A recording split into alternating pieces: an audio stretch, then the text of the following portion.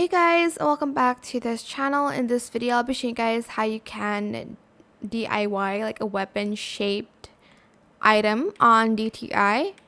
So to do that, you are going to go to this area here, select the camera and color it black.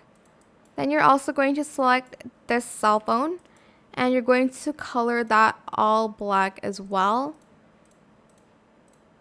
And that is pretty much it. You'll have this like shape. It's not going to look like it from here, but it looks like it from this kind of angle. And just do a pose to try to like make it look more like that angle. It's not going to be perfect, but people will know what it is. And that is it. I hope it was helpful for you guys. Don't forget to like, comment, share, and also subscribe to this channel if you haven't done that already. If you have any more questions, just leave it in the comment section down below. I'll try my best to answer them all for you guys.